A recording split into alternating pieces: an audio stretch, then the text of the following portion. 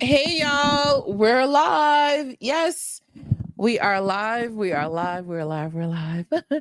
So, welcome, guys. Welcome back. Welcome to Life Beyond Narcissism. It's your favorite coach, Nessa, and I'm back with another video tonight. Let's talk about narcissistic abuse, of course. Let's talk about some of the things that goes on in narcissistic relationship. And tonight, I wanted to kind of talk about how they rip your soul out and then just torture it and try to give it back to you after they rip your soul out. Tonight I'll probably just be on for 30 minutes, so I don't think tonight is going to be a long night at all. But I really want to talk about some of the things how a narcissist builds you up and builds up that momentum and just rip your heart out completely and just kind of leave you there in shambles. So let's jump into tonight's topic. Guys, go ahead and hit the like button for this video. And if you haven't subscribed to my channel, of course, I'm going to ask, please subscribe to my YouTube channel so we could get this channel up and running and having it go out to more people so our audience could grow and our community could grow. So I do appreciate you guys for hanging out with me tonight. And I know already my girl Danielle is here. Welcome, Danielle. Good night, my love. Mwah. So great to see you on this Tuesday night. It's such a pleasure to hang out with you. I was planning to just go tonight for 30 minutes. So around 9 o'clock ish, or, I definitely want to try to wrap up tonight around 9 o'clock ish. I've been up since 4:30, which is not your problem. But I've been up since 4:30, went to the gym, had a great day at work today as well, too. Came home, just kind of rest just a little bit so that we can get into our show. Then I'll shower, freshen up, and get ready for bed. But I had to come and show my face so we could hang out and talk a little bit. Always, always such a pleasure to see you and to know that you're showing up. So once you're showing up, I'm going to be here as well too, okay? That's what I commit to doing, and we're going to keep this going as long as we possibly can, okay? With all the other platforms going through so many changes, disruption, and stuff like that, I'm grateful that we have our space here in our community so we can sit down and talk about some of these things. And there's one comment I saw online, and I wanted to read this comment. I took a picture of it today. And I wanted to read it because it says, and this is in regards to TikTok being taken down, right? So someone took down TikTok, right? And then reinstated it back. And I don't think we understand how, and I'm not saying that person is a narcissist. That's not what I'm saying. But the behaviors of this is so similar to narcissistic behavior. And I saw someone's comment in the comment section, and it says, a narcissist taking something away and then giving it back is a common manipulative tactic used to control their victim or victims by creating a cycle of dependency and uncertainty. That comment resonated with me so well, because if you think about being with a narcissistic person, they will give you something, whatever it is, and they'll take it back away from you. They want to see, excuse me. They want to see that excitement on your face. You've had that experience, Danielle? Wait, is that Deandra? Hi, Deandra. Hey, sis. How are you? Nice to see you, my love. I appreciate you so, so much, my love. I appreciate you. You ever been with a narcissistic person, right? And they'll build you up. So and this is just a part of their manipulative tactic because they want to gain that level of control. You've had it repeatedly, so you know what I'm talking about then, right? So this is Danielle, Deandra, welcome in. Hey D, love you, sis.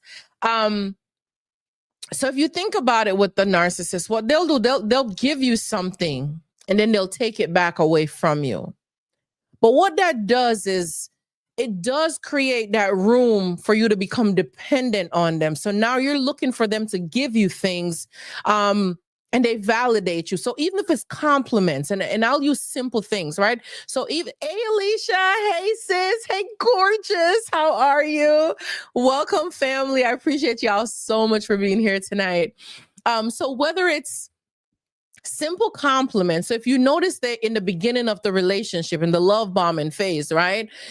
They'll give you all these love, this affection, this attention, this admiration, these compliments and stuff like that. They'll give you all of these compliments and attention. Don't forget to hit the like button, guys. I appreciate it so much. Do not forget to hit that like button. They give you all these compliments, all these admiration, praises, and sometimes you see them giving you gifts, right? Taking you on dates and doing all these things. And what it's doing, it's giving them an opportunity to study you. It's giving them an opportunity. I didn't even have my headphones on. Y'all couldn't tell me, like, girl, you don't have your headphones on? Looks like my internet is going in and out, though. Okay. Well, the headphones are on. Okay, so I can hear. Okay. So it gives them that level of control to be able to dictate what goes on with you. So during the time when they're giving you gifts and giving you all this attention and doing all of these things, if you notice the way how you're telling them thanks, they're like, oh, thank you so much. Oh my goodness. Oh, this is so nice. This is so sweet. And you're so excited about these things. They're studying your reaction to these things. They love to see when you're bubbly and you're excited about what they're giving you, because they want to know what to give you that excitement and then pull it away from you. Okay. You also might notice in the beginning, you get some exciting smacks. Okay. It's exciting. It's, it's multiple times for the day. It's like you guys can't get enough of each other. That's all conditioning. That's all to get you programmed in. That's all to get you hooked in, because now that's your new normal, okay? Now you're dependent on this. Now you want this. And what they'll slowly do is take it away from you. So now you'll notice that you're not going out. What's going on with my dad today? Okay. Excuse me. You'll notice that you guys are not going out on dates anymore like you used to go on dates, right? They're not complimenting you anymore because they love to see how you blush and you act all nice about these compliments. Even for the men, oh, your chest is getting big, or your arms is this, and whatever it might be, you'll notice that those praises tend to slow down. They'll go times without doing it to make sure that you notice the withdrawal. Same thing when it comes to smacks. They're not in the mood. They're not really feeling it, or they find ways to do something to be absent. They find ways to go somewhere, have something to do, maybe watching a movie late so that you could go to sleep before them. They'll find ways to do it. And you'll know one day turn into 2 days, and you start to feel that withdrawal between them. You start feeling the distance and the disconnect. And you're like, wait, what's going on? When you start to ask what's going on, they know that, yes, you feel the pull away. You're onto them, and so what they do is they start feeding you little breadcrumbs. They give you a little bit of affection, a little bit of attention, maybe take you out to the movies, maybe buy something, give you just to shut you up. But now they're rewarding you. And because they have to reward you, they're going to punish you. For that effort that they have to put in extra effort and put on a show and fake it with you, because it's all a lie. It's all fake. So now that they have to fake it with you and put on a show, you're going to pay for it. Okay. So they're building up this momentum to punish you. And it's unfortunate. It's sad. But I want you guys to know that you are worth it. Okay. You are valuable. You are worth it. And when you start learning how to do these things for yourself, you start to find more value, and it will be more beneficial that you're not dependent on somebody else to make you feel better about yourself. But they'll withdraw these things from you and then now want you to beg for it. So when you start talking to them and asking them, what's going on? You don't take me out anymore. Oh, they're fully aware that they don't take you out anymore. Oh, they know that they don't take you out. They stopped. They knew enough to do it on their own in the beginning, and then they stop. So the moment you start going to them to talk to them about it, you're being civil about it because the right thing to do is to talk about it. But for them, no. It's the fact that you're now begging, and they love to watch you beg for something and then give it back to you. Now they're in control. And that's exactly how a narcissist person controls their victim. 2 years ago, the narcissist that I was married to, his daughter, which is my daughter too, but I don't like to be in the same conversation with him like that. I don't like to say my ex, like I don't take ownership for that thing. Okay. Whatever it was, okay? So my children's father, look at it how you want to, okay? But 2 years ago, for my daughter's birthday, my youngest, he took her to the mall, got her to buy some paint stuff at Michael's, and also went and bought her a laptop. I didn't say anything, okay? It wasn't my place to say anything. He bought her a laptop. She had it for a couple of weeks, okay? Daniel, you know I'm not trying to be attached to those goose head, like monkey looking, like no, thank you. Okay, I already took ownership for being with it.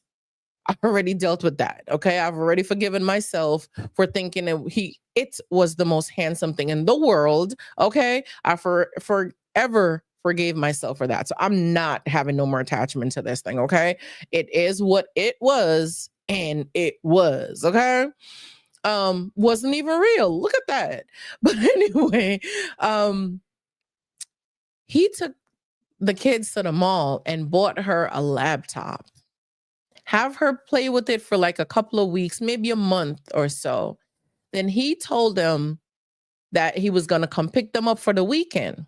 But I didn't know that he told her, when you're coming, make sure you bring your laptop, so you have something to play with. Make sure you bring your laptop. Make sure you bring your laptop. So multiple times repeating it to her, make sure you bring your laptop.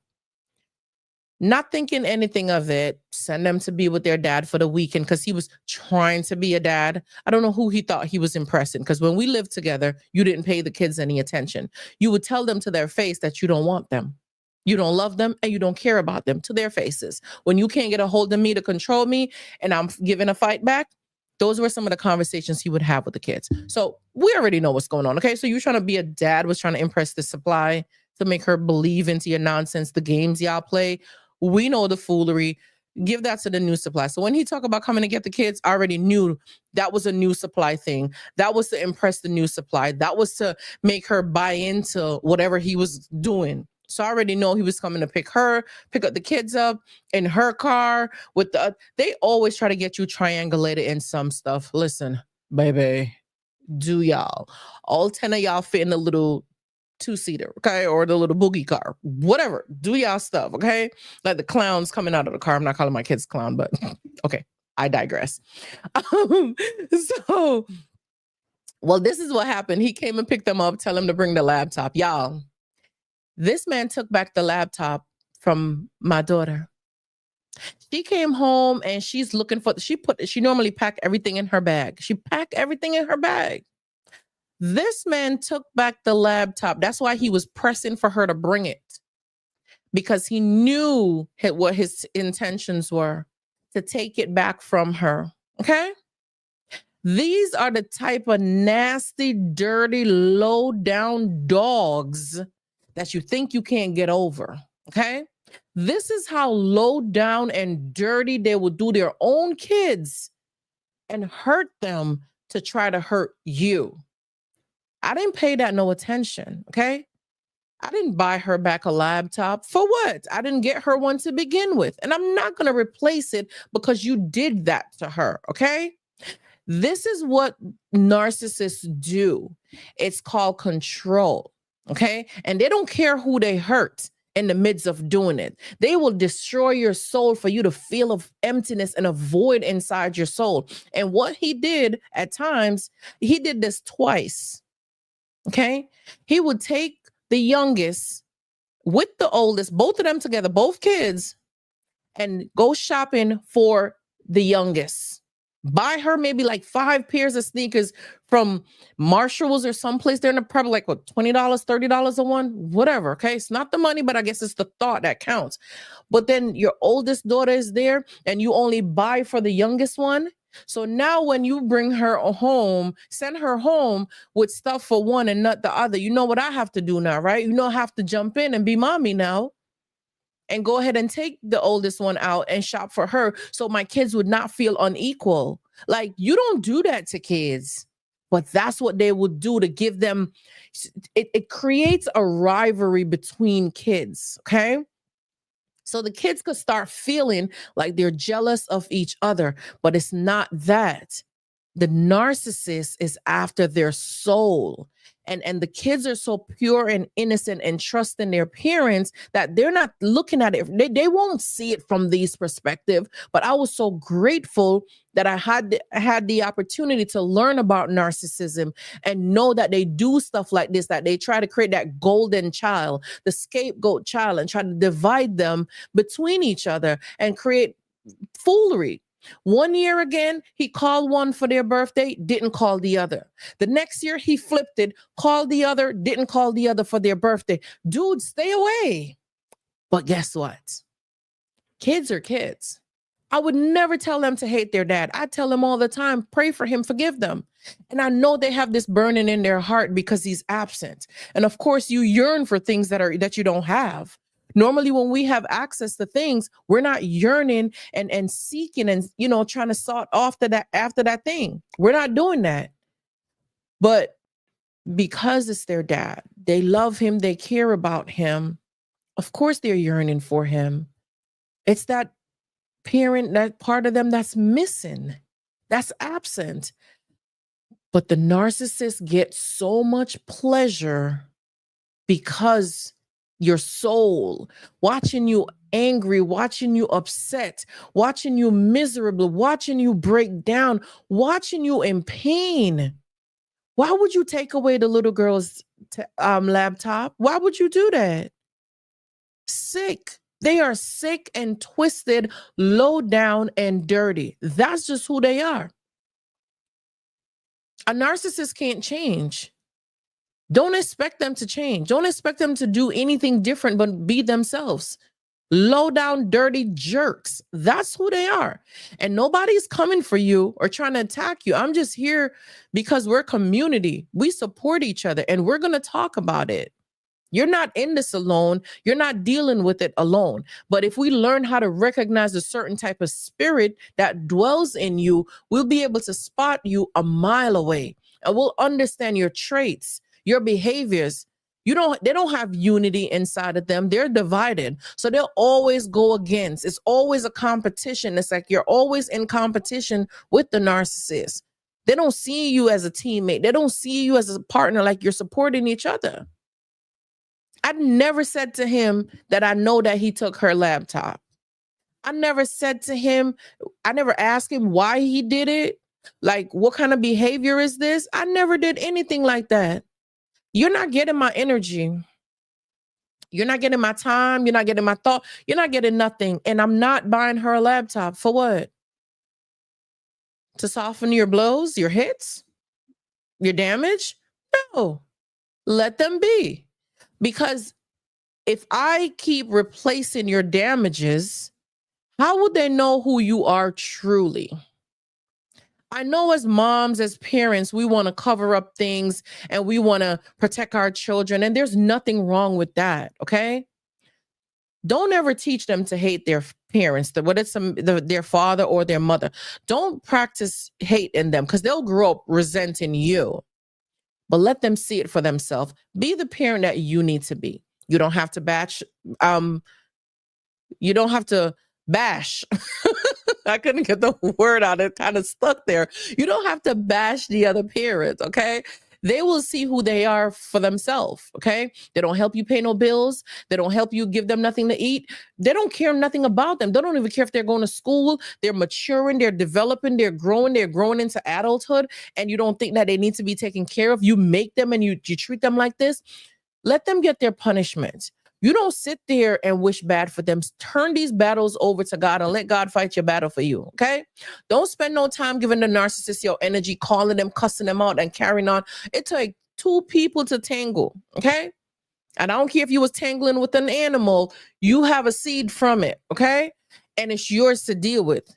And that's just how I look at my children. They're mine to deal with. Okay.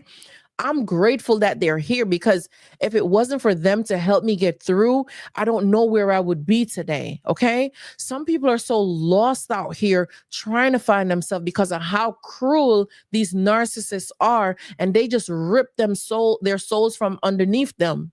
They will build you up with excitement just to watch you crumble, just to watch you beg, just to break up with you, just to cheat with somebody else and let you find out and leave the information there for you to find out on purpose, because they want to watch you in pain. They get so much pleasure seeing you suffer. They get so much pleasure seeing you in pain. You can't give them that, okay? They took a lot from you. And the more you realize that it was never real, is the sooner you'll let it go. But I'm just warning you. The more you start to let it go, it's the more it's gonna hurt. Because you're gonna get hit with reality and you're gonna realize it was fake the whole time. But right there is a vulnerable place for you to play with, y'all. Right there, when you start, the reality of it starts hitting you, and the fact that you're looking at everything that was fake and how you were presenting yourself to the world, to everybody, like you guys were this great couple, and they were playing you and dogging you out behind your back. See, the moment you start to realize that all this was a fake, it's a waste of your time, it's a waste of your energy, it's a waste of your resources, waste of your money, waste of it was just a waste. That's gonna hurt. But you gotta remember, the enemy came for your soul, okay? He came for your soul by all means necessary. They don't play fair. If they were playing fair and they told you, hey, Daniel, I came for your soul. Or, hey, Alicia, I'm here for your soul. Knock, knock. I came to get your soul. Would you have given it up easily? I didn't think so. So they have to trick you, play games with you, watch you suffer, watch you beg, watch you crawl and laugh. They have to do these things in order to feel better about themselves. But it's not for you to feel like you're not worth it, because you are. You're more than what you settled for. That's the reminder, okay? But in that space, when you start to have that cognitive dissonance and you're recovering from that memory fog, that's really what that is, right? That memory fog that you are experiencing, and you start to recover from it and you start to make sense. We meet here, we have these conversations. We're talking about stuff. You're learning more, you're educating yourself, and you find yourself building up strength. There's going to come those times where you sit alone in all of this and you tune out all the noise and you sit back and you look at everything and you walk back through this relationship to remember how they played you, to remember how they took everything for a joke. Your whole life was a joke to them. And you're probably going to feel hurt. You're probably going to feel depressed. You're probably going to feel sad. You're probably going to want to feel lonely and like you want to back yourself into a corner. Let me tell you something. Not because you left the narcissist doesn't mean that you're not in danger. The enemy is still after your soul, okay? So if you could get filled with all these thoughts, all these emotions, and they back you into a corner for you to stop getting the support that you used to getting, for us to stop meeting like this at times, for you to stop having your coaching sessions, for you to stop talking with your friends, for you to stop doing things. When the enemy sees that you're getting support and you're recovering and you're coming out of this, they're going to attack you with these thoughts. They're going to show it to you in black and white, and you're going to see it in front of you. And at that moment, you're going to want to give up. because it looks so hard to face this thing. And every thoughts that's going through your head is how you're angry and upset with this narcissist for playing with your emotions, for doing this to you, for hurting you like this. You're going to go through these emotions, okay? You're going to feel it. You're going to feel angry, like you want to lash out, like you want to just go off. You're going to feel these things. But that's where the enemy wants you. Remember, we spoke about this last week, that if you sweep the house clean and you don't replace it with Christ, what's going to happen? We spoke about this on Saturday, okay? For those of you who didn't watch the show last week, Saturday, go back and watch the video last week, Saturday, when you got to clean your house, okay? You got to clean your house. That's what we discussed. And this is the same thing. When you start to clean your house and start to gain clarity, knowledge, wisdom, and understanding, that's what happened. The enemy starts to play mind games with you and start to present everything could possibly be going wrong. And you're at that breaking point where you just feel like giving up or you feel like breaking down. I'm here to tell you, don't. Okay? Do not give up. Do not stop now. This is the time to apply pressure. Okay? This is the time you apply pressure. You will not be getting all this fight and attack if you wasn't doing something right. Think about when you were under their control. You weren't getting this type of fight. You were fighting for your place. You were fighting for a position. You were fighting for a place to be in their life, to be accepted, but you wasn't getting this type of fight. This type of fight is the one that you got to hold on. You got to not give up. You got to believe that God says that he'll never leave you nor forsake you. He is with you all the way. This is the time where the enemy wants to back you in a corner and have you replay out every scenery, everything, every emotion, everything to play out and to give up.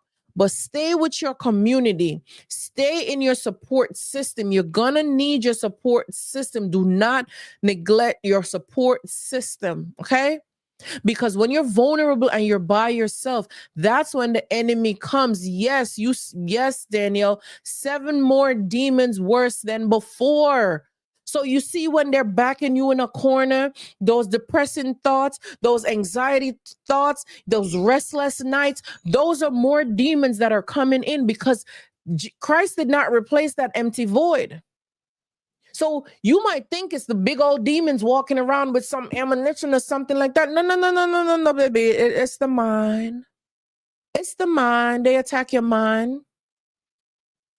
Where else is the enemy going to attack you? Where else? Yes, you might get some physical attacks that you could see them and stuff like that. Yeah, absolutely. But where else is the enemy going to attack? Your mind. Your mind is a battlefield. You're fighting these emotions. You're fighting these thoughts. You're trying to process them. You're trying to analyze them. You're trying to think through your thoughts. And that's where the enemy comes in to start tricking you. And, those tricky little stuff and, trying to tell you to get revenge. Vengeance is mine, says the Lord. Vengeance is not yours. You might want God to fight your battle in a way for you to get victory, seeing the person crumble and go down in ashes and watch them suffer but that's not your place. That is, as much as I would want to say, okay, give them that type of punishment, be careful of the words that you put out your mouth. Don't speak that over no one else's life, okay? Don't do it. As much as I know you would want to say it and you would want them to listen to rot, it's not your place. You don't have that say. Unfortunately, it's not your place. You didn't get those rights to decide what goes on with that person's life or not. But what you do have is the ability to learn and make better decisions, because at the end of it all, you could be mad with the narcissist all you want, but you got to take accountability. And as much as it sucks, okay, you got to own up the fact that you made this decision. You chose them. You chose to ignore the red flags. You chose to be with them. And because of your decision, This is what you're dealing with. They have sharpened your tools. They have sharpened your tools to be better in your decision making and choosing a partner. They have taught you so many things that is way different from before. So learn some things from the things that you have gone through with them to make better decisions. When you're a child, you do childish things. Now you're an adult, you put away childish behaviors, right? Something along the lines for that. You would have think they wouldn't stoop so. Girl, girl. They're after your soul. There's no limits. Okay? There's no limits. There's no, they're kids are not off the table. They're not. And parents have to protect their children. They have to pray over them. They have to cover them. They have to try their best to ask God for guidance and coverage and cover their home, cover their friends, cover the things that they see, their environment, their school. Protect them so that the enemy does not play and have free reign over your children. Protect them, pray over them, and bless them. Bless their hearts. Bless their heart's desire. These young children are growing up without one parent in the household because it's what, a generational curse to start division in the home, to start destruction in the home. Like, is this what we're doing? You claim you wanted a family. You stated this is what you wanted. You begged for this. You asked for this, but now you came to destroy these babies' little soul. You came to rip them out, to watch them suffer. That's what you did. That's how you get pleasure, to watch somebody else suffer because you had a rough childhood.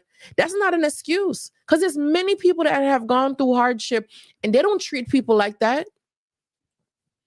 I've heard it numerous of times. And y'all, if I'm saying it wrong, but hurt people hurt people. Yeah. And they're hurt and broken, but leave me alone. Go get a life. If they were half as smart as they appear to be, they will do something more useful with their time. The time you take to deceive me, the time you take to be dishonest to me, the time you take to cook up this scheme, this trickery, why don't you find something productive to do? Why don't you do something better about yourself? Why don't you go back to school, get an education, raise your IQ? Like, do something with yourself. I'm just saying. Start a business and stick with it. Start a plan and actually see it through. Why don't you find something else to do with yourself? But that wouldn't be a narcissist, would it? Come on. They break everything. See, one thing about a narcissist, and we got to give them credit for this. I know I've said it before. They know how to acquire. They know exactly how to acquire things, okay? You got to give them that credit because they got you. Shade. They got you. So you got to give them credit. I got to. So listen, if you don't find a way to humor yourself, you'll be depressed. Okay. It's not because it's funny. It's that when you realize that you made this decision and you decided to stay because nobody was holding you there, verbally words, many different situations, but you had a choice to leave at the first red flag, second, third. I mean, the list goes on because they're always there. We just choose to ignore it because we want to see things our way. And we got to deal with the consequences for that, unfortunately. Okay. Unfortunately, that's just what it is. So as much as you want to be mad with them, I always bring it back to self. I always bring it back to self because that's accountability. And that's how you're going to heal. That's how you're going to get better. That's how you're going to get through these hurdles and these obstacles. That's how you're going to be able to get through it. You're having a hard time with, if you notice, you never have an unfazed and he goes hard after hurting my son. I know, Danielle, I know. And I know it like some people would tell you, like, where do you draw the line? My kids are fully educated on narcissism. I don't hide that from them at all because we needed to heal together. Okay. So I heal with my children. We went on, trips together. We spent time together. If I need a me time, a me moment, we talk about it. We get into bed together. We roll. We play. I play with my kids. I'm silly with them. Oh my goodness. Okay. Um, I'll take them driving. Let them sit in my lap and drive with them, and I just do what I can. You can't be the other parent. So never try to be the other parent. Just be the parent that you can be. Over time, the children would learn, and it's also helping them to develop, so your job is to teach them not to be bitter, okay? They're developing certain type of skills, okay? Um and you want to teach them because their father, for you is the son's father is rejecting him, okay? And I know it sucks. My kids go through the same thing as well, too. Okay. They're rejecting them.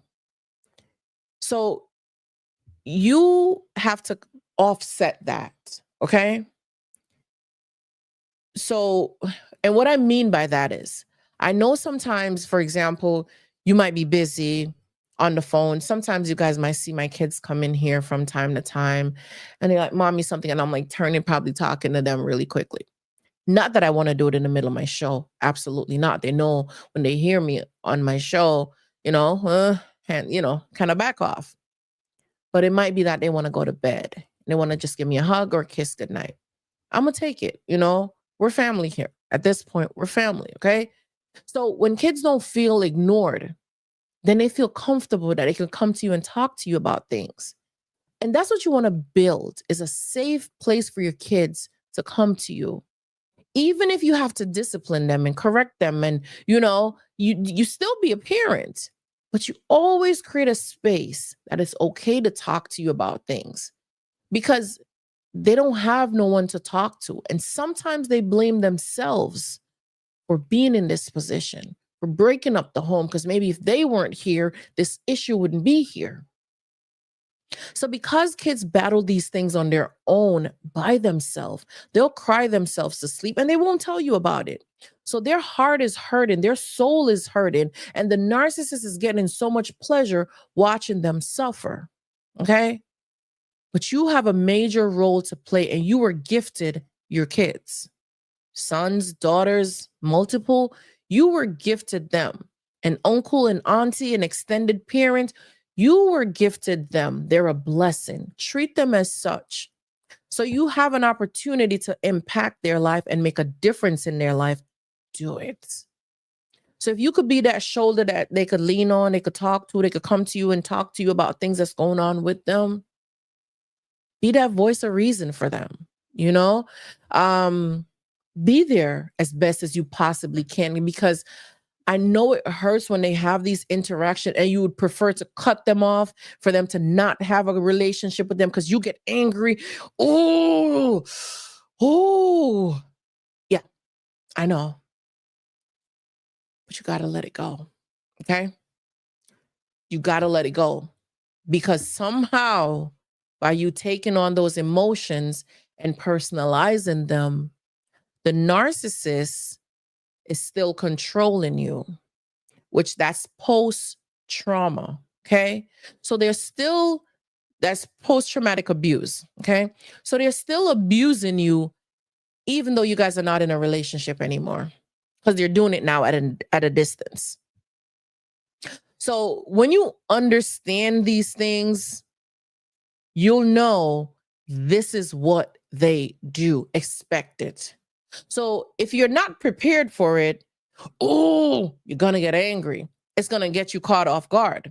But if you're already expecting it, you could even prep the child. Hey, you know how your dad is. You guys are going to talk. He's going to do his shenanigans. As a matter of fact, when you hear him start, because you know the trigger, the little twist when they start to go off the hinges, because they start off good, right? And then they make that little switch. You can tell the switch. Let your baby know when you hear dad makes that switch, Hop off the phone.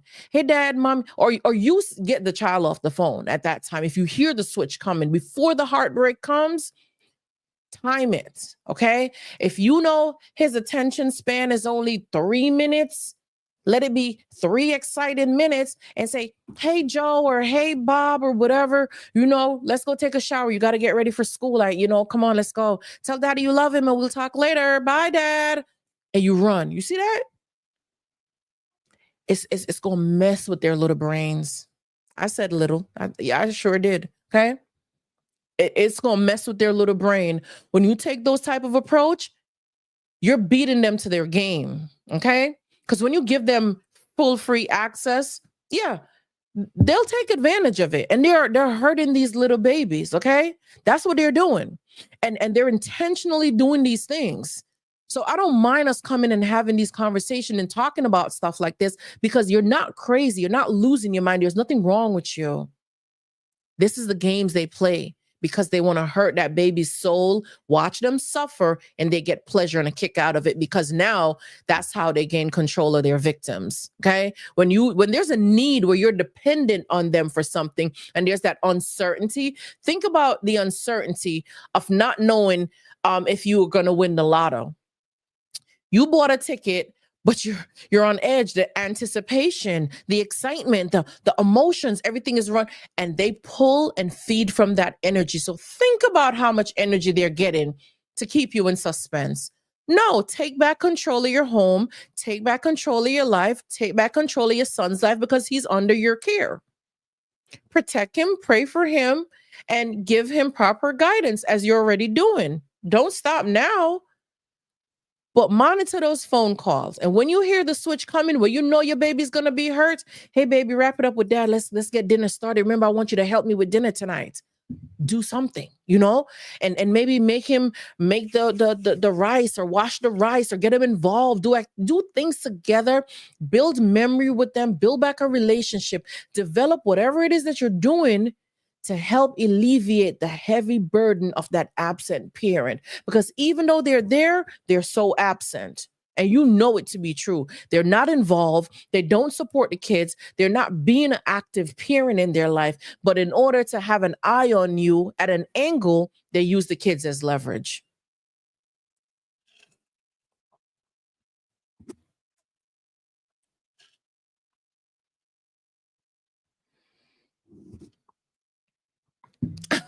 The topics be right on time.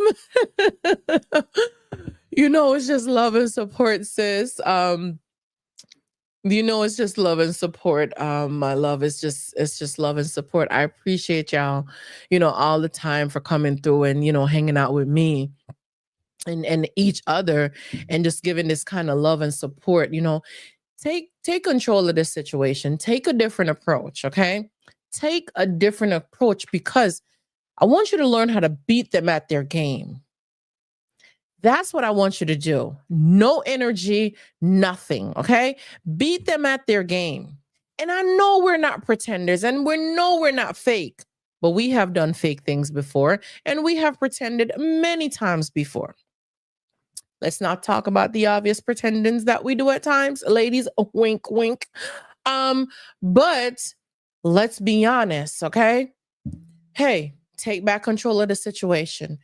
For too long, you have given him enough control while y'all was together. Now you're out of it and he still wants to have free reign over you and control? No, no, no, no, no. There's no anticipation. One thing they don't like is a schedule. They don't like you giving them a schedule or telling them what to do. Listen, I have cutoff times in my house. I don't care who it is. You don't call my house at a certain time, period. And I know he tried it before testing around 10, 11 o'clock at night. The kids don't pick up the phone. They already know my rules. They'll bring it to me the next morning. Mommy, look, daddy tried to call me last night about 10 o'clock. Like, what is he thinking? I have to go to school. I'm asleep at that time. And rightfully so. They know. And this is what you want to do. Empower your children. Put back some power in your children. Teach them boundaries, healthy boundaries. So because I have a house rule, Hey, Energy. I think I saw a comment from you on one of my videos. I'm not 100% sure, but I think so. Welcome in. You're watching me on two devices. Aw, thank you so much, my love. Over time, we will grow, but this is intimate. This is personal. We love it. I love the support that you guys give me. I love you guys being here because that was you. Okay, listen, that's how much you know I know my supporters, okay? Don't play with me. Do not play with me. I know I saw your comment and I was like, so now seeing your name here, I welcome in. Welcome. Thanks for catching my live tonight. And thank you so much for being here. I absolutely appreciate it. Welcome to the family. Guys, welcome Energy into the house. She's definitely a supporter as well. We welcome you, your family here, okay? I go live every Tuesday night and Saturday night at 8:30 Eastern Standard Time, 8:30 p.m. Eastern Standard Time. So welcome. Oh, yes, we love you. We love you. Welcome. So please, okay, take back control of the situation. Take back control of your life, okay? The best way for you to do this is to beat them at their game. Set rules in your household and follow those rules. I don't know why, and I'm not telling everyone to do this, but I've been like this ever since I can remember, like high school days, college days, like 8:30, 9 o'clock. I don't want to be on the phone with nobody at that time. It's unless we're in a relationship, then that's cool. But I feel like that's a cutoff time. That's my personal space now. All day I could give you my time and attention. Let's figure it out during the day. But like 8:30, 9 o'clock, come on, man. I need some time for myself, okay? I need some me time. I need some alone time. Like I need something. Then if I give everybody all of me, all my energy, all my time, all my everything, if I give everybody that, what do I have for myself? Like, you know, what do I have for myself? So no. For me personally, let me just make sure this is not going to come on loud. Um, I guess my phone is acting up too. I was trying to turn this on. Thank you guys. I see you guys giving me some thumbs up on my live stream. Thank y'all so much. I appreciate it. Thank you. I do see the thumbs up here. Awesome. Let me make sure this volume is down. Nice. Awesome. Thank you guys so much. Yeah, so no, no, take back control. Reserve something for yourself, okay? So if you're giving somebody your entire day, your entire night, what do you get for yourself? How do you put yourself first? Where's your me time? So for me, 8:30, 9 o'clock, the latest, I'm done with phone calls or, like, it's my bedtime because I need my own personal time. That's the time where I want to do my face, my skincare, my pamper me time, my scroll on social media time. That's my own personal time for myself. And I've always been that person. So even my friends, and you know why I create a habit like that? It's because I always think long term. I never wanted people to have that much access to me at home. And especially being in a relationship, I never wanted my partner to have to worry about people calling us late, random, middle of the night hours. So if I don't give those open door access to people, then there's none. So if I don't do it as friends, then I'm not going to do it later on. If there's an emergency, I would hope that you will call 911 and then you could fill me in later. I would really hope for you to call 911 first if there's an emergency, because there's not much that I'm going to be able to do for you. And I'm not trying to be rude. I'm being realistic here. So when you start to set healthy boundaries in your household and you set healthy boundaries for yourself, you start to teach people how to treat you. So if somebody texts you at 9 o'clock and you know your cutoff is 8:30, respond in the morning, especially if it's not an emergency. Yeah, you could get back to it in the morning. And this is something that a narcissist does not allow you to do. They don't allow you the room to do this. They want to be on the phone late at night with you, late hours, disrespecting you at night, or even better yet, taking up your nighttime hours so they know that they're putting you to bed so they could study your schedule to know what you do at what given time. No, no, no, no, no, no, no, no, no. There's a cutoff time for it. Like it's just is what it is. You don't need to know what I do with my every move. No, that's not your place. And when you practice certain things, so look within yourself and see some of the things that you're accepting, you're overlooking. See some of the boundaries that you're not even setting for yourself. See the type of respect that you have for yourself. Because the way how you respect yourself, and if somebody calls you constantly to go here, do this, move all over the place, and you're always yes, yes, yes, this yes man or this yes woman, those are indicators that your boundaries are low and you're lacking boundaries. Assess your plate first. Eat what's on the plate for you in front of you first before you start reaching for extra food like you're at the Thanksgiving table, okay? Stop taking so much things and packing it onto your plate, because what you're doing is teaching people that you don't have a limit. And if you don't have a limit and you don't set a cutoff, they're not going to have any cutoffs for you. They'll constantly beg you. They'll constantly push up against your boundary, and you keep breaking them, overlooking it. And maybe it's going to get better. No, maybe they should respect you from the beginning. Okay? Maybe.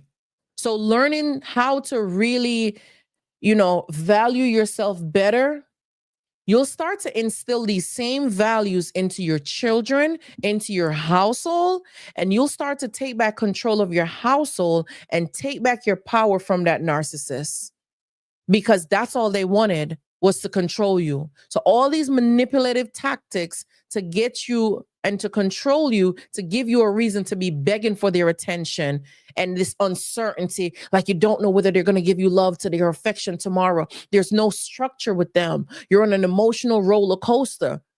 That's how they gain control over you. That's how they get your soul. That's how they stress you out. And that's what they want to do. They want to sit there and watch you suffer. But the whole time, it was right in front of you. Them calling late at night, knowing well you told them that, no, I go to bed at 8:30. Even if you go to bed at 9 or 10 o'clock, that's not their business. You don't want to be on the phone. Or, you know what? I'm going to get off the phone. Let's just wrap this up. I know we've been chatting for a little while.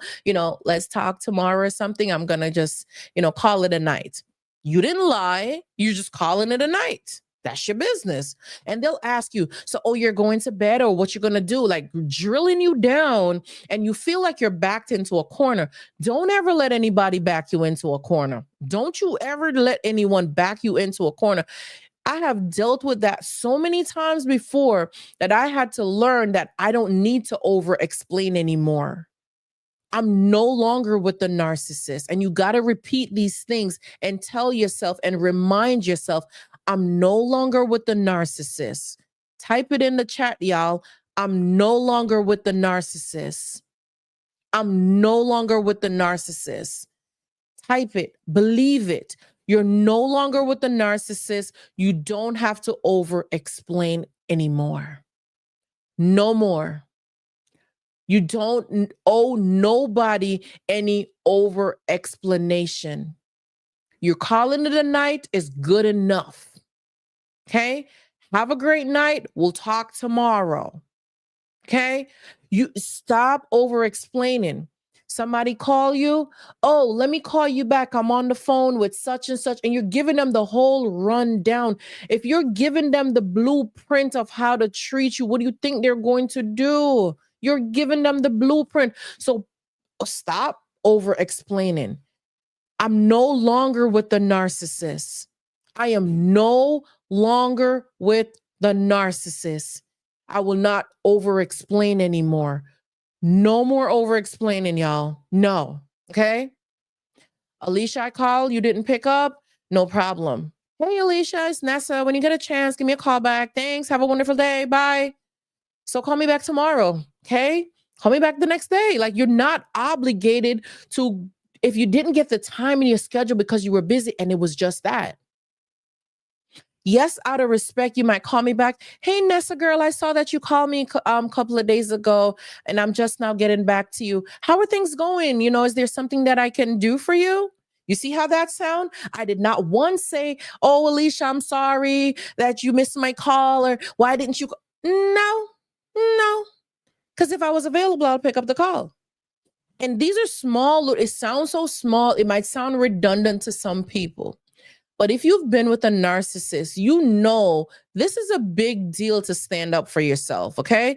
It's a big deal to set boundaries and to tell people no and that you're not going to do. You understand because you know what it's like being with a narcissist. You have to over explain. So even learning these simple little things, yes, hey Cody, I'm not with the narcissist any longer. You're not with the narcissist, so you're not going to over explain yourself anymore. You're not. Okay? If you miss the call and you can't call her back right now, then you just can't right now. You don't have to, oh, I'm in the shower. I got to run out with soap dripping, slip on the floor to go get the phone call. For what? Nothing is ever that serious. Okay? You could slip and hurt yourself. Who's going to come rescue you now? Because you can't even get to the phone because you're on your behind. Soapy and all, right? Calling for help and can't even get to your phone. It's never that serious, okay? But that's how the narcissist had you. Walking on eggshells and feeling like you had to run to the phone. You had to drop everything and run for you couldn't miss their phone calls.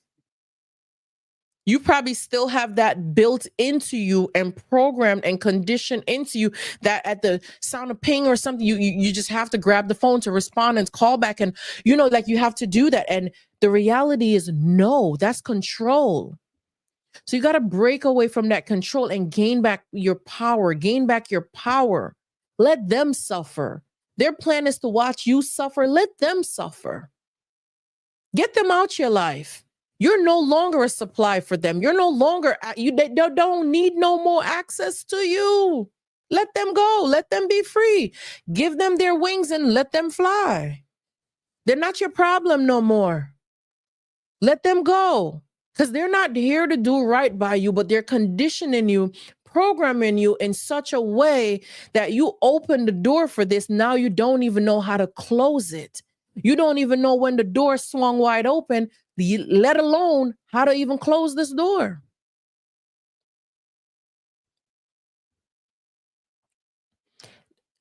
Let me see, Cody. Let me read Cody's comment here. Thank you guys so much. I appreciate you. I have a friend that will text me every Friday, says, "What are you doing?" Flat out, and then I'm bored. Oh, okay. So that's all you're good for? Just when they're bored? Like that's all you're good for? Is a good old bored conversation or something? Or is it a bored hookup? Like what is this boredom about? Like, okay. The next time they send a message like this, Cody, like, every Friday night that you're bored, I would just leave it on red. Or the moment they call flat out, "What are you doing?" And then I'm bored. If they call, "What are you doing?" I have plans. Oh, I have plans. Or better yet, the first message, "Oh, I'm out of town this weekend. We'll have to catch up next week." Dismiss it. A straight dismissal. Like one of my girlfriends, right, reached out to me and was talking to me about something. And I was reading, what she was, asking me about and stuff like that. And when I read through it and stuff like that, I responded and I told her, I was just like, nothing changed. You already know who this person is. You already know talking to them, nothing good is going to come out of it. Nothing is going to change. But this was for your own conscience that you verbally wrote this to this person. This was for your own conscience. You did this for you. You wanted to feel better about the decision that you're making. So you're over explaining you're absent. And that's a problem because You're trying to convince yourself of your decision that you're making when you know full well that the decision is the right one to make because it bothers you that much. See, we have not gone to these stages where we can let our yes be yes and our no be no and stand on it, right? So we have to seek validation, seek justification, ask for somebody else to co sign something or get their okay to do it. No, when they call for that good old boredom time, oh, I have plans this weekend. We're going to have to catch up next time. And when you dismiss it like that, there's no room for them to ask you, so where are you going? So what you doing? So what about later? You've already set the tone. I'm busy or I'm heading out. I'm busy this weekend. Maybe we can catch up next time. You said next time, not next weekend. So it could be any time. You get me? So you're already just answering and putting it past a whole different time because you're out. And when you start teaching people how to treat it, because if you keep answering these messages, then you're telling them that every Friday, see, there's a pattern here. Every Friday, it's okay to call you and give that good old boredom. You're available to receive a boredom message because that's all you're good for is receiving a boredom message. Huh? So start teaching people how to treat you. You can, you don't have to be upset. You could just respond and just, I have plans this weekend. We'll have to catch up some other time. Why you think people do that? Why do y'all think people do stuff like that? What do you think? They've studied you. They have studied you. They know your schedule. They know your routine. Now they put you on rotation. Hey, now they put you on rotation. You don't have to internalize it and make it frustrating, okay? You do not have to make it frustrating for anything that you're going through in your life. Take it easy.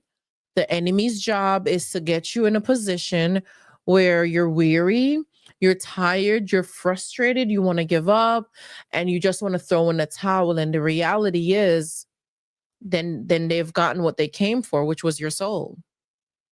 That's what they came for, is your soul, and they would have received just that. So it's up to you to understand who's fighting your battles with you. Are you taking on everything by yourself and fighting these battles by yourself?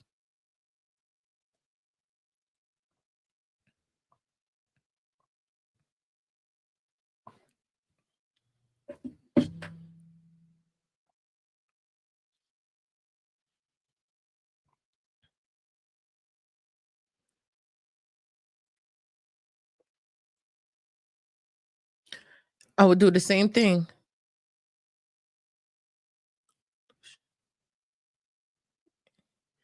And I see I see what you're saying, right? You threw it into a convolution and breakdown, and it's happening to me about 17 times my whole life, and every time I get to 2 3 weeks better, then it creep back up. um I bear with me. Some things are hard for me to say, y'all know I run my mouth. Run my mouth, okay? And I can talk and coach and stuff like that, but some things are harder for me. Some things are harder for me. Cody, I'm not going to tell you what to do, okay? I'm not. Promise you, I'm not telling you what to do. Meditation is really good, okay? I did this exercise when I just started coaching. And I thought it was a great exercise. When I had a coaching session with a client, I did a meet first, like a little quick little meet first. And I gave her some assignments to do. It was a female, right? And I told her that I wanted her to go to the store the next day, or the next day, the night, because I wanted to meet where we were going to meet the next day. And I told her to go to the store, gave her a list of things to pick up at the store. Some roses. If she already had a vase, no problem. She could pick one up at the dollar store, right? But I told her to get some roses, maybe a bottle of wine. And that's the thing, she's a Christian, so she didn't think about drinking any wine or anything. She thought it was so bad and whatever, right? Told her get a bottle of wine because I'm not trying to break anything or whatever. But I told her get a bottle of wine and just have candles lit in the bathroom, create an atmosphere, for, peace, romance, whatever. Just create an atmosphere. And I told her to do that as a therapeutic moment, but I wanted her to center herself and do something and throw some of those petals in the water and make a bubble bath, right? And listen to some soft music and just be uninterrupted for a little while. I wanted her to experience that bit of self care because I knew that's out the norm, right? We just shower, wash off really quickly, and we're going and running about our business. So that was out the norm, and it would take some effort, some planning, some preparation. See, when you put this level of effort, planning, and preparation into yourself, then you should learn how to seek more and have higher expectation when people are doing the bare minimum for you. And I said all of this only because it's around centering yourself, being in a peaceful environment, and finding yourself. See, I don't know where your headspace is right now. I really don't. But if you could find some time to center yourself, because doing that for yourself will bring you some peace and a sense of direction. So, like I said, I'm not going to tell you what to do, who to praise, who to worship, where to go. All I'm saying, center yourself. Maybe drink some warm tea and meditate. Take some time for yourself. Let me fix my headset. Take some time for yourself and get into that zone where you're focused and you can detach from everything and let everybody figure everything out, you know? Pull yourself away from it all. Let everybody figure it out. Because somewhere along the lines, you got to take ownership at the fact that you're also contributing to this major problem that's going on. You're also a contributing factor. So, what can you do for yourself to help you navigate this thing? Whatever it is that you're going through, how is it that you can help yourself navigate much better? That's the only tip that I could give you tonight. I'm not going to go much deeper than that. I feel it sensitive and I feel it very personal. And I'm fighting myself. How about that? You'll start to learn my gestures, my facial expressions, and you can tell like I'm holding back. Okay. It happens.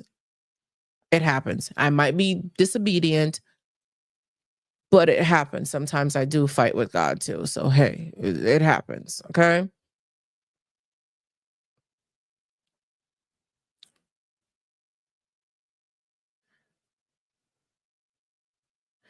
I totally agree with this statement, energy.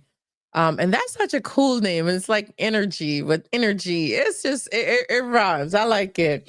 You believe life gets harder, but it's for us to find in how strong we are. Yes. Yes. Yes. Yes. I couldn't say yes more times.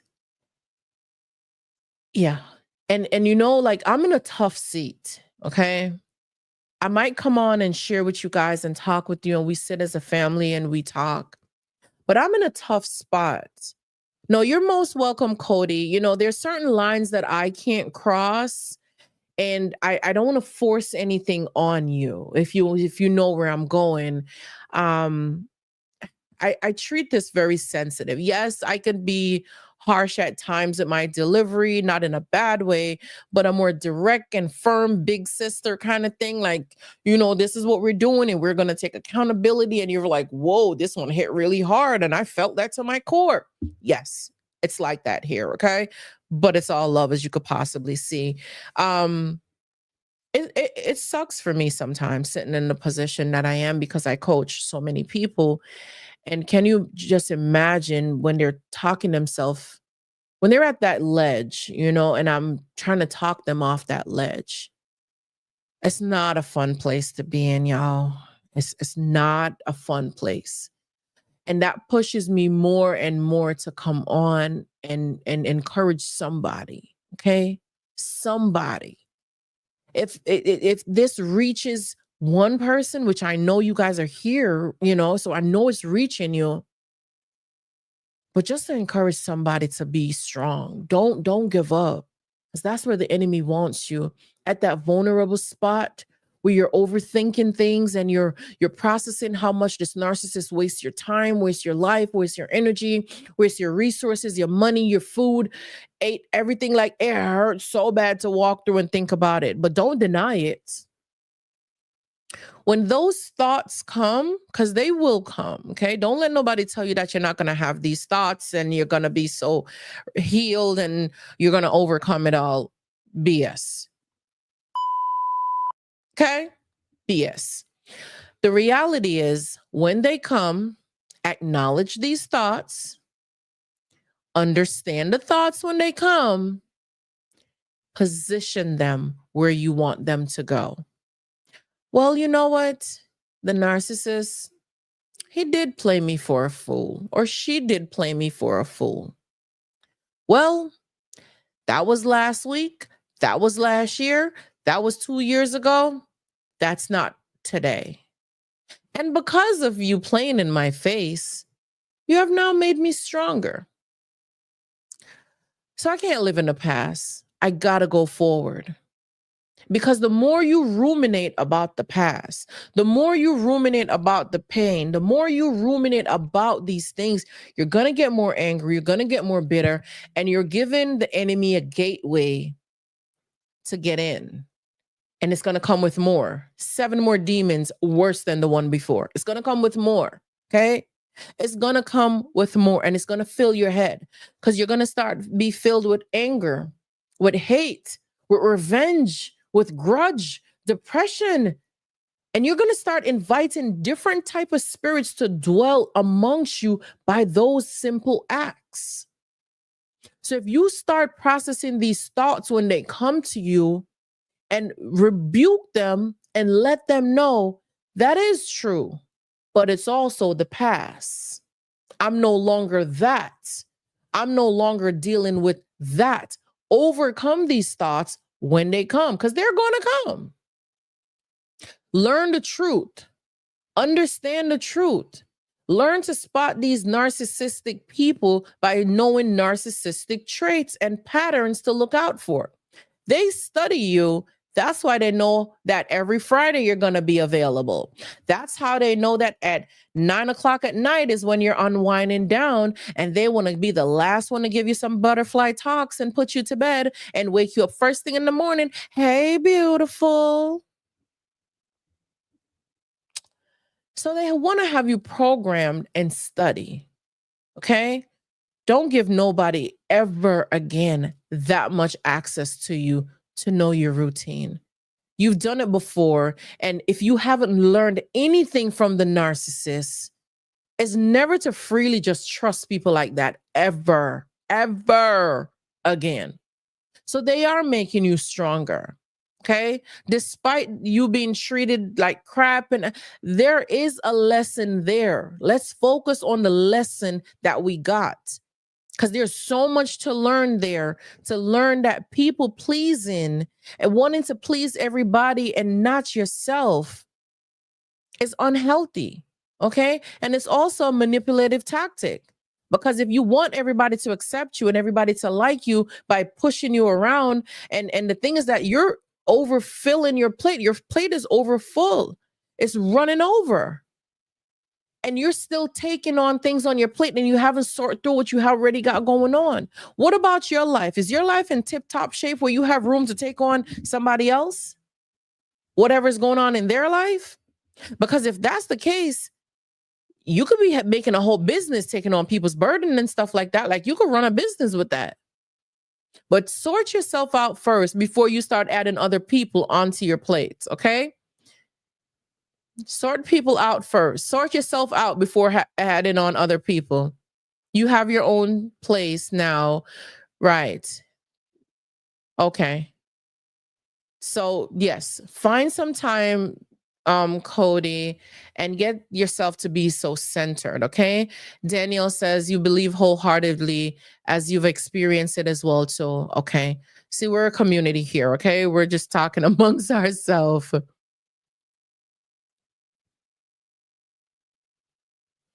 I couldn't agree with that statement anymore. Okay. I couldn't agree anymore because yes, you might be weak in some areas, but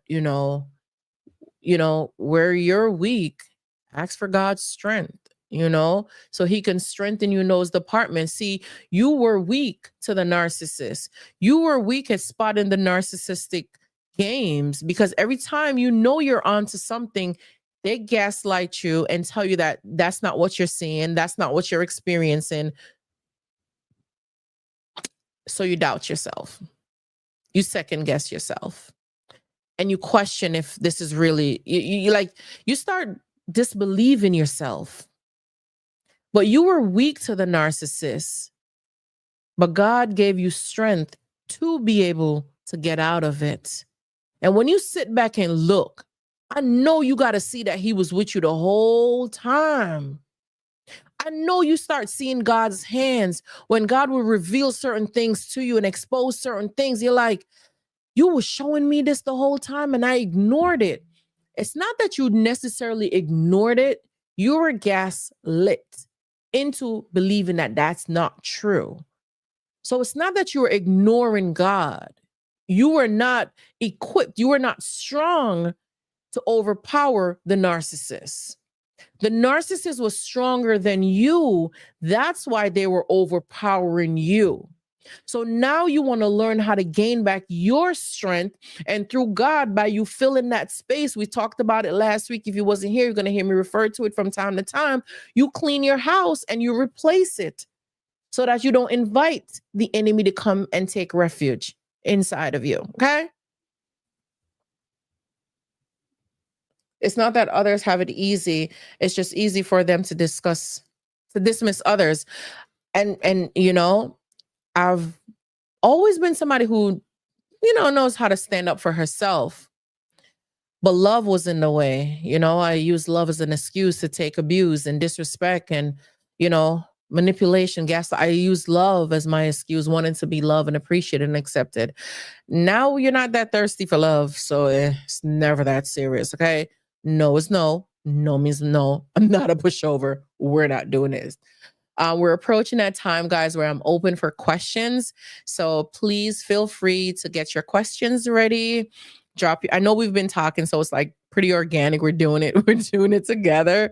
But please, if you have a burning question or concern, I'm here for you. You know that's what I come on live for. So I'll be able to answer your questions and get them answered as best as I possibly can. So please, if you have any questions for me, it's about that time. Get your questions ready and type it up. We've been live since 8:30. We're approaching an hour and a half. So I want to use that time to give you guys the opportunity to be able to ask me questions so I can answer them for you.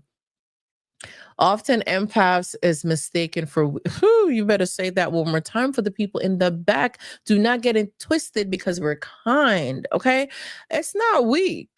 We're just actually watching you, seriously. Like we're watching you, we're racking up what you're doing, okay? So you find our kindness as weakness, and that's a problem. But go ahead, do you. Because you're writing yourself off, okay? Like they would say, give them enough rope to hang themselves. Absolutely, okay? So if you think an empathetic person, empath, I be tripping over my own words, y'all. Don't pay me no mind. If you think an empath is a pathetic, weak person, think again. That's the person, that's a silent one. That's the silent, that's the one you don't want to mess with, okay? Mm-hmm. That's the one you want to let be. Okay. That's the one when they cut off your source, your access. Oh, you get cut. You get cut. And you gonna feel it. And you gonna know. So we'll let you play for a little bit. We like to play too. Want to see how far you're willing to take this, And if we're in the mood, we'll play along. Okay? Remember that about an empath person. Sorry, empathetic person. Same difference, right? Because narcissists, they go and play with you. They gonna say like, oh, you giving me this access to you? Oh, I bet. I'm gonna run game on this one. Okay. You did it once? Twice? Oh nah, that's cool. See, the thing before we got with the narcissist, when you get with the first narcissist, it makes it bad for everybody else. Oh yeah, you cut ties real quickly now. Oh yeah, you cut that tie.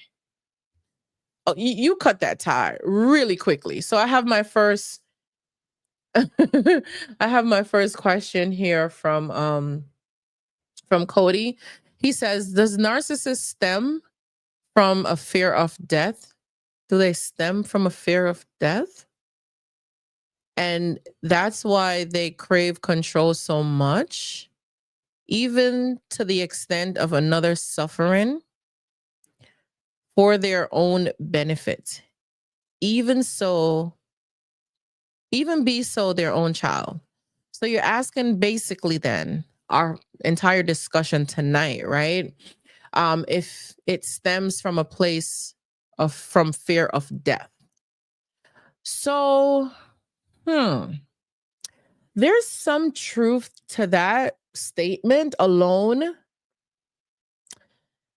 but that's too deep. I'm gonna say it as lightly as I possibly can because we do know there's blood sacrifice with the narcissist, okay? They do that demonology thing, they do blood sacrifice. So they might give up somebody to spare their lives, okay? They are heavily involved with stuff like that. Maybe some not to a certain extent, but because they submit themselves to the other entity, this is some of the things that they would do. But I don't think it's 100% that that is because of death. I think it's a fear of shame. If anything else, I think it's a fear of shame and it's their own insecurities. You see, you're able to look in the mirror and see where you're going wrong with things and see how to handle things and see how to process things. You mean okay. That's why I'm kind of doing it this way. Cause like I said, that one you hear I said it for like that one possibilities, but we're not going down that road. But I do feel more that it's more shame. Okay. A narcissist does not want to be exposed. They're insecure, they're fragile, their egos bruise very easily. Okay. So when they feel like you're talking to them or giving them constructive criticism or feedback, they feel attacked. They feel like you're shaming them and you're embarrassing them and you're spreading them out to the whole world and everybody's looking at them and everybody can see that they're naked. They feel so ashamed and naked, like everyone is laughing at them. So at your expense, at their child's expense, yes, they would watch you suffer. They will inflict wounds and watch you suffer and watch you beg. Yes, they will. With nothing to fear, with nothing to worry about. Yes, that's what tonight's topic was about. So your question is pretty much a recap. They're comfortable watching everybody else suffer, even their own child. You were not here earlier, but if you watch on the replay or even listen now, that's what my children's dad did. Bought them a laptop, invite them to spend the weekend by him, took back the laptop and send them home and never picked them up back again. Sick. Okay? That's what you're dealing with when you're dealing with a narcissistic person. They will watch you suffer and make you think that you're crazy. My daughter looked for the iPad, the laptop for so long and couldn't find it anywhere. And remember that dad kept insisting for her to bring it there. And she never brought it back home because he took it out of her bag before she got home. That's how sick and twisted they are. So they have to hurt you and the kids to watch everybody suffer. But take back control, take back your power. Don't give them this, okay? Don't give them. Let me go to the hopefully I was able to answer your question. Why is this not moving? Okay, I see it. Hopefully I was able to answer your question, Cody. And I'm gonna go to the next question. Oh, I won't humiliate you.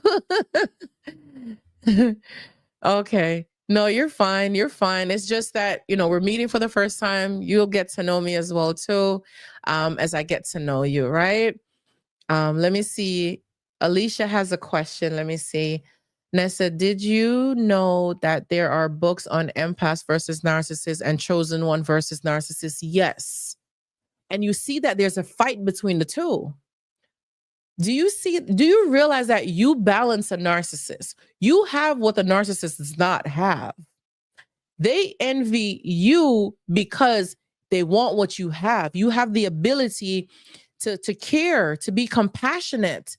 So they'll always be jealous and envious when you're being nice to somebody else and they want your attention. They want to snatch your attention. Like, why are you giving that person your attention? Even if it's your own kids, they're envious and jealous of you having a relationship with your kids. So it's a constant fight. Yes, it's a constant fight because it's like good versus evil. It's that balance, but we're all mixed in together. Okay. And on the day of judgment is when we're going to be separated. Okay. But until then, we're going to be stuck with each other, unfortunately. Unfortunately. Oh, Energy says she doesn't have a question. I want to thank you for sharing your experiences and helping others to navigate and process our experience and connect with each other. Absolutely. You are more than welcome to always come through and support Tuesday nights at 8:30 p.m. Eastern Standard Time and on Saturday nights as well too at the same time, 8:30 p.m. Eastern Standard Time is where we meet and we have our discussions and we get together like this. If you have burning questions, concerns about anything, clarity, let's meet and talk. So this is exactly what we do. So share it, tell a friend, like the video, drop a comment from time to time. Feel free to share this video and you're welcome to the community. Welcome back. Welcome.